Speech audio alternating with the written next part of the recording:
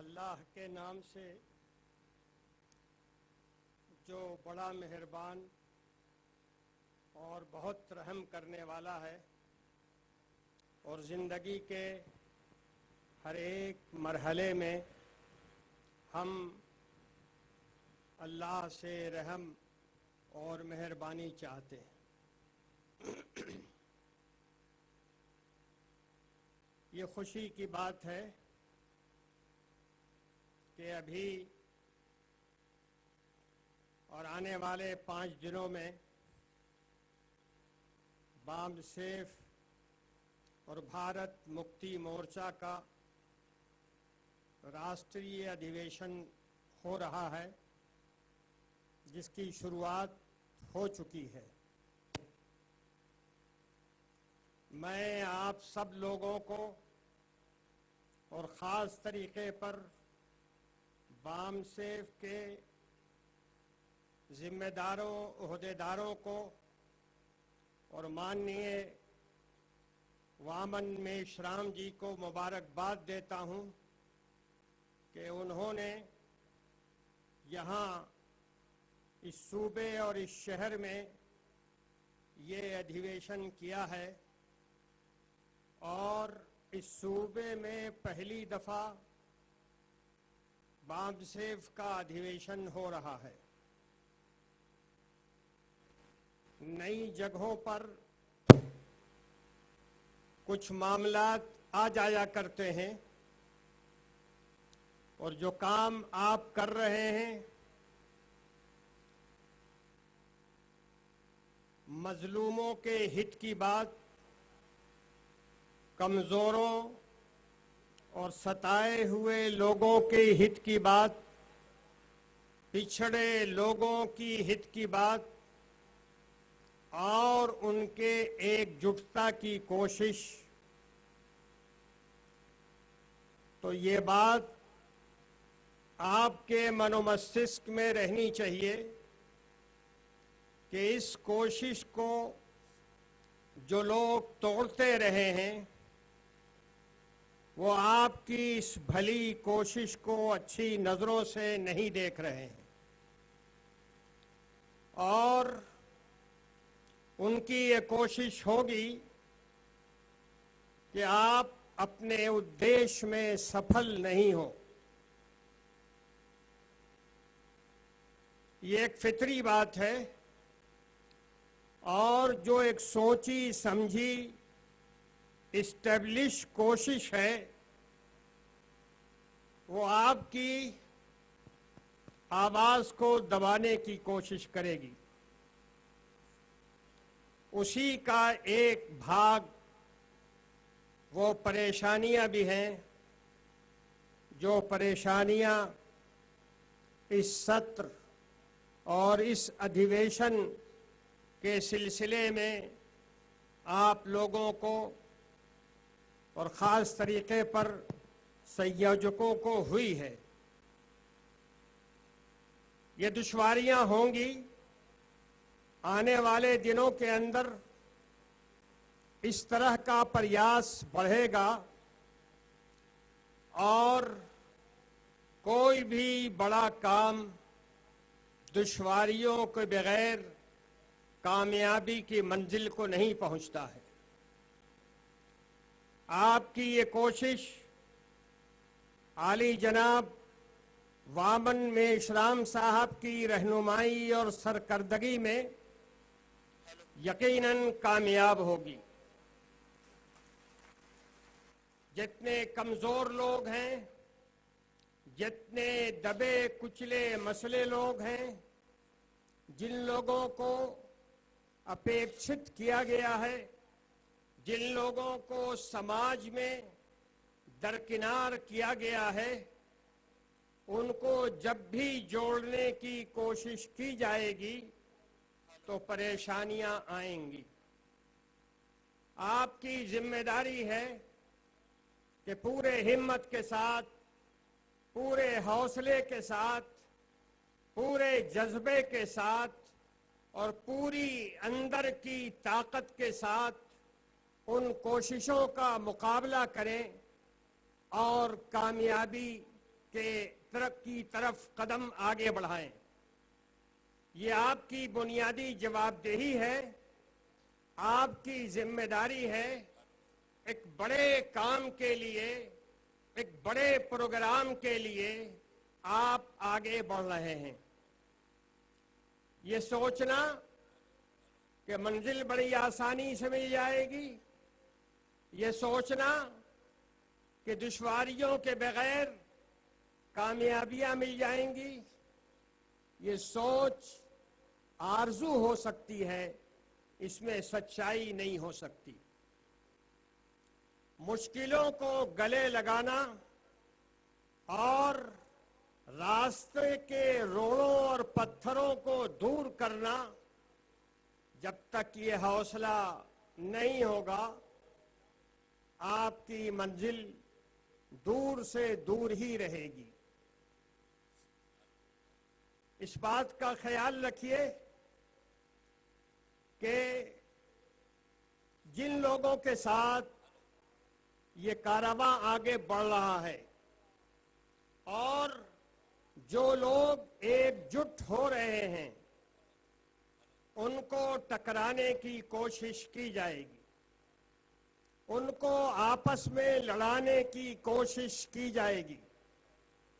ये चीज कोई नहीं, बहुत पुरानी है। अंग्रेजों ने भी इस देश में जो हुकूमत की है, जो राजपाट अंग्रेजों ने बरसों बरस किया है, 2 सदी तक की है, उसका मूल सिद्धांत यही था, लड़ाओ, फूट डालो और हुकूमत करो। जो सरकार आज आपके सामने है और जो सरकारें आपके सामने रही हैं, उनका मिजाज भी यही है। अंग्रेज तो चले गए और अब इस मुल्क में अंग्रेजों का राज नहीं है, लेकिन इस मुल्क की बदकिस्मती है कि इस मुल्क में राज करने वालों की अंग्रेजियत अपनी जगह पर है। उनकी सोच में कोई बड़ी तब्दीली नहीं हुई है। वो भी फूट डालो और हुकूमत करो के सिद्धांत पर चल रही हैं और वो चाहती हैं कि कोई भी आवाज इस मुल्क में उठाई नहीं जाए। सत्ता और इख्तिदार उसका एक मिजाज है और वो मिजाज सब जानते हैं। सत्ता का मिजाज ये है कि चाहे उद्देश्य कितना ही अच्छा क्यों नहीं हो, लेकिन लोग एकजुट नहीं हो। लोग अगर एकजुट हो तो सत्ता के साथ हो और सत्ता के साथ रहे, और वो चाहे जो करे। आप देख रहे हैं दिल्ली दरबार से कैसी कैसी चीजें छन छन कर आ रही हैं। आने वाले दिनों के अंदर ये चीजें छन के भी नहीं आएंगी, बल्कि एक समुद्र आ जाएगा जिसमें सबों को बहना पड़ेगा। आपकी जिम्मेदारी है कि उन क्षणों के लिए अपने आप को तैयार कर लें।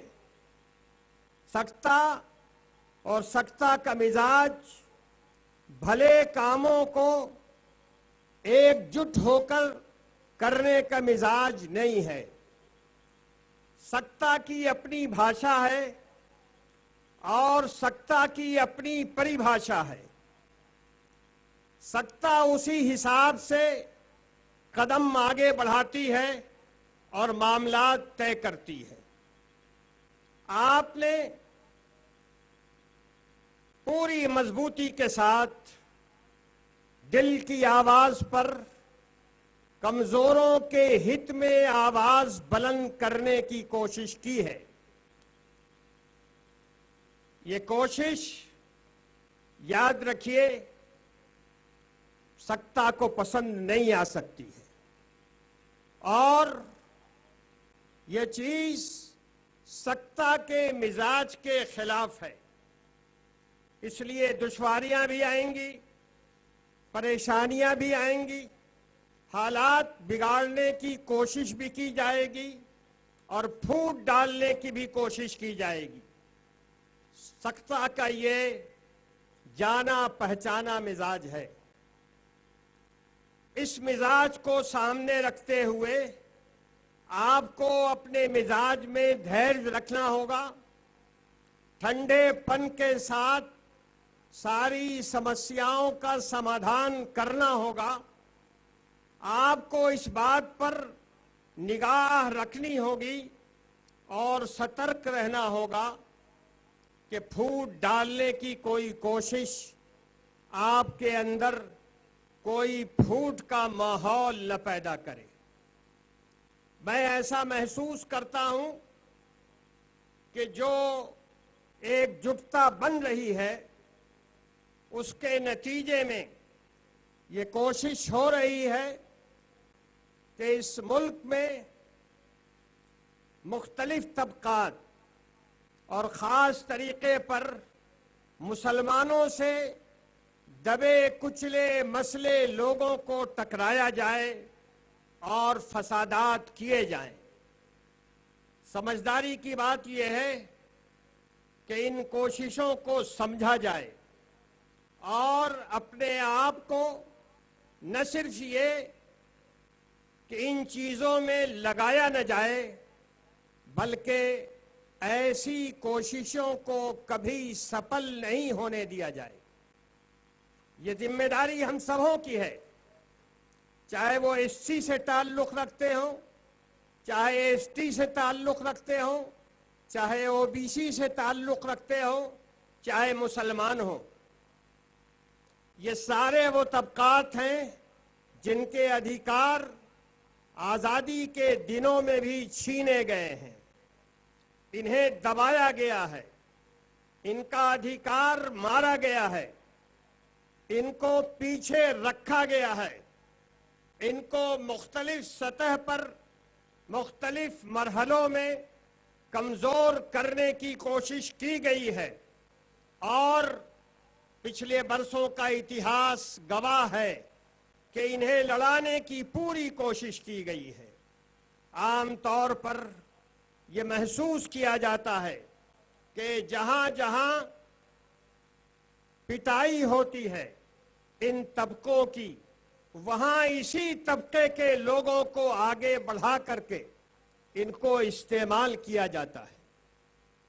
हमारी आपकी जिम्मेदारी यह है कि इस साजिश को हम समझें और हमारे मुख्तलिफ समाज के लोगों को टकराने की जो कोशिश बार बार हो चुकी है, उस फंदे से हम और आप एक दूसरे को बचाएं, एक दूसरे को समझाएं, एक दूसरे को तैयार करें, ताकि आपस में कोई खटास न हो, कोई मनभेद न हो और एकजुटता की ये आवाज जो चल रही है वो तेज हो, तेज तर हो और इस मुल्क के हर एक गोशे में ये आवाज सुनाई दे। अभी आपने महसूस किया होगा कि कई तरीकों से जो मुख्तलिफ तबकात हैं, एससी, एसटी, ओबीसी और मुसलमानों के लिए कई जगह पर रुकावटें डाली जा रही हैं। अभी हाल के दिनों में सुप्रीम कोर्ट से ये रुकावट सामने आई है और जो कसर सुप्रीम कोर्ट ने छेड़ी थी और जो कसर छोड़ दी थी उसको केंद्र सरकार ने पूरा कर दिया है। सुप्रीम कोर्ट ने मुस्लिम पर्सनल लॉ से संबंधित 3 मामलात को अपने तौर पर उठा लिया। केस प्रकाश और फूलवती के दरमियान था और सक्सेशन अमेंडमेंट एक्ट से मुताल्लिक था, जहां कहीं मुस्लिम पर्सनल लॉ की कोई चर्चा नहीं थी, जहां मुसलमानों का कोई नाम नहीं था, न मुसलमान मर्द का नाम था, न मुसलमान औरत का नाम था, और न इस तरह की कोई बात थी जहां मुसलमानों की बात आती। मगर प्रकाश और फूला देवी के झगड़े के दौरान जज साहब को उन औरतों की याद आ गई जिनमें से एक का नाम भी वो नहीं जानते हैं।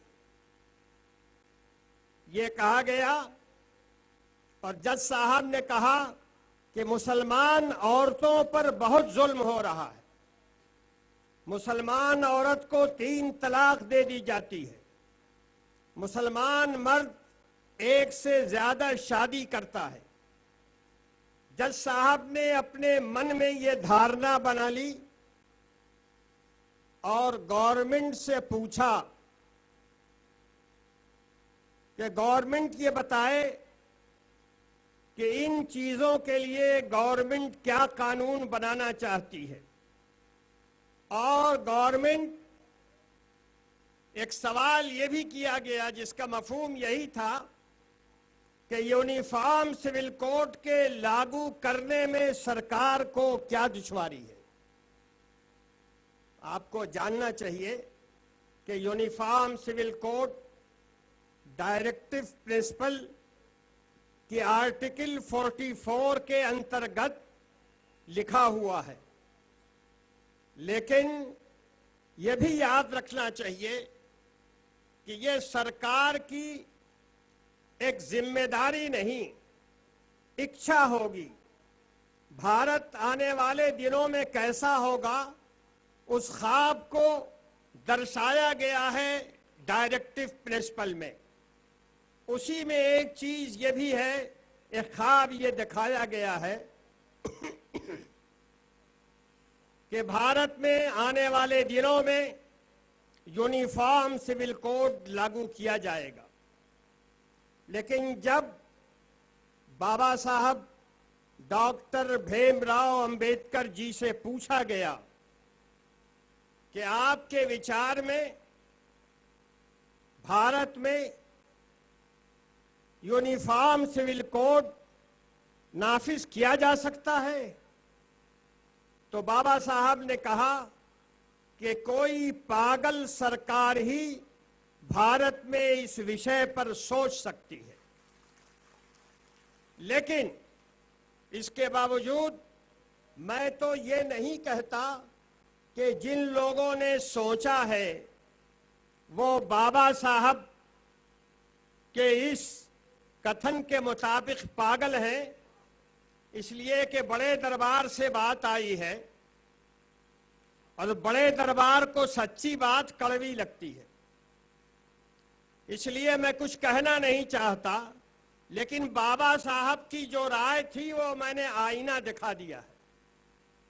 अब ये समझना चाहिए कि जज साहब भी उसी डायरेक्शन में चल रहे हैं और सरकार ने उस डायरेक्शन में चलते हुए लॉ कमीशन को ये कह दिया, लिख दिया कि आप बताइए कि भारत में यूनिफॉर्म सिविल कोड के लागू करने के क्या चांसेस हैं और अभी समय आया है या नहीं आया। लॉ कमीशन ने भी एक क्वेश्चनायर फ्लोट कर दिया, वेबसाइट पे वो सवाल मौजूद है, 16 आइटम पर वो सवाल किया गया है। उसमें भी शुरुआत इसी अंदाज से हुई है कि यूनिफॉर्म सिविल कोड को इस मुल्क में लागू करना है और ये कानून की बाध्यता है। मैंने इसीलिए कहा कि लॉ कमीशन ने भी अपने क्वेश्चनायर में धोखा दिया है, बेईमानी की है, चीटिंग की है।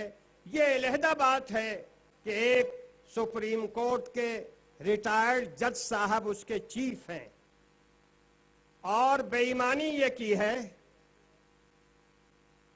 कि आर्टिकल 44 को लागू करना सुप्रीम कोर्ट की पाबंदी नहीं है और आर्टिकल 44 को लागू करने के लिए आदेश देना सुप्रीम कोर्ट के बूते से बाहर की चीज है। दूसरी बात, यूनिफॉर्म सिविल कोड का मतलब अगर इसको लागू किया जाता है तो जो अलग अलग प्रथाएं हैं, जो अलग अलग मान्यताएं हैं, जो अलग अलग रीत रिवाज है और धर्म की बुनियाद पर जो अलग अलग पहचान है उसको मिटा दिया जाए। आप जानते हैं एससी को कुछ विशेषता प्राप्त है कॉन्स्टिट्यूशन के अंदर, संविधान के अंदर, और कुछ रिजर्वेशन मिला हुआ है एसटी को।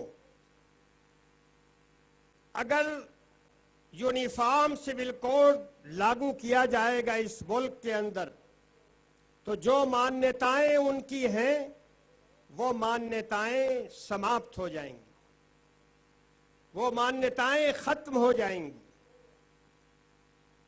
जाहिर है कि हमारे एससी के भाई, हमारे एसटी के भाई, हमारे ओबीसी से ताल्लुक रखने वाले भाई अपनी अपनी समाजी पहचान के साथ, अपने अपने अंदाज के साथ, जीने और मरने के अपने अपने तरीकों के साथ इस मुल्क में जी रहे हैं, बस रहे हैं, आबाद हैं।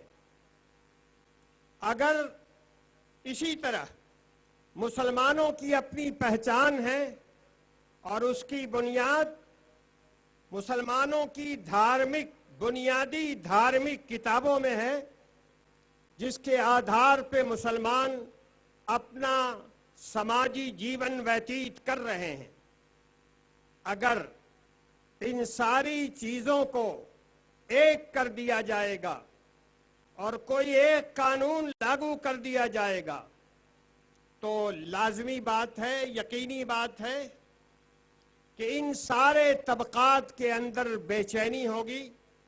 न इत्मीनान से एससी रहेंगे, न इत्मीनान से एसटी रहेंगे, न इत्मीनान से चुप ओबीसी बैठेंगे और न मुसलमान चुप रहेगा।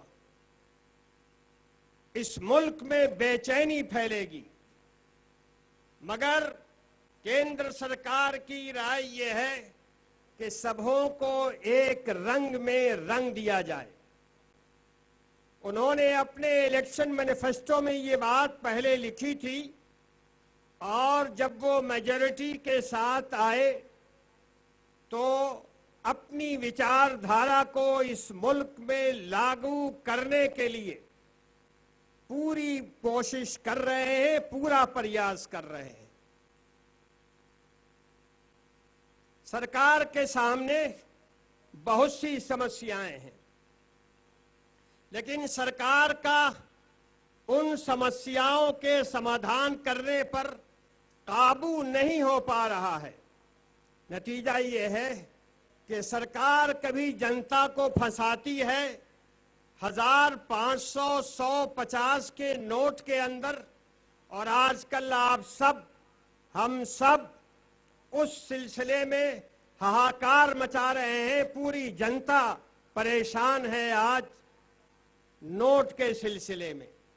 जो पैसे वाले थे, छोटे तबके के लोग, कमजोर तबके के लोग, वो आज एक एक दाने के लिए तरस रहे हैं। सरकार ने सारे मामलात को एक रुख पर डाल दिया है और पब्लिक को उलझा दिया है। इसी तरह लॉन्ग टर्म में सरकार उलझाना चाहती है यूनिफॉर्म सिविल कोड को लेकर।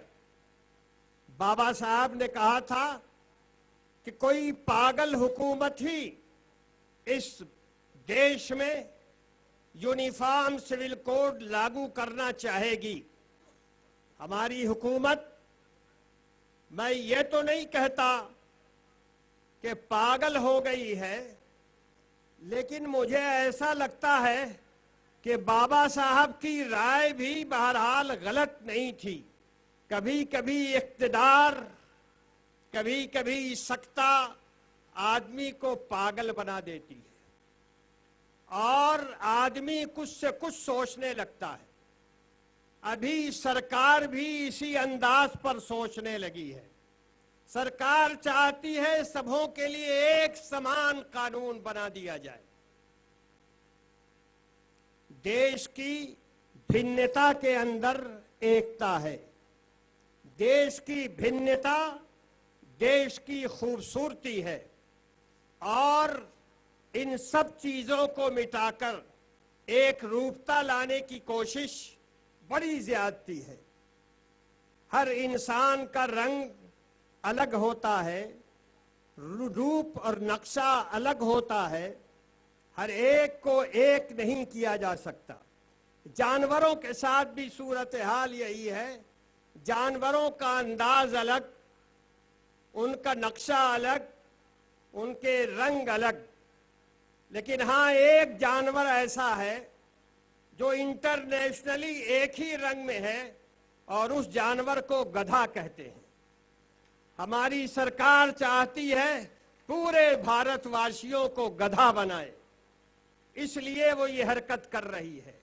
आपकी जिम्मेदारी ये है कि करीब और दूर की इन साजिशों से वाकिफ रहें, अपने आप को अपनी अपनी जगहों पर जागरूक रखें और आने वाले दिनों में न आपस की ताकतों में कोई टकराव हो, न कमजोरों के दरमियान कोई भेदभाव हो, कोई लड़ाई हो, कोई किसी पर हमला न करे, इसकी पूरी कोशिश होनी चाहिए।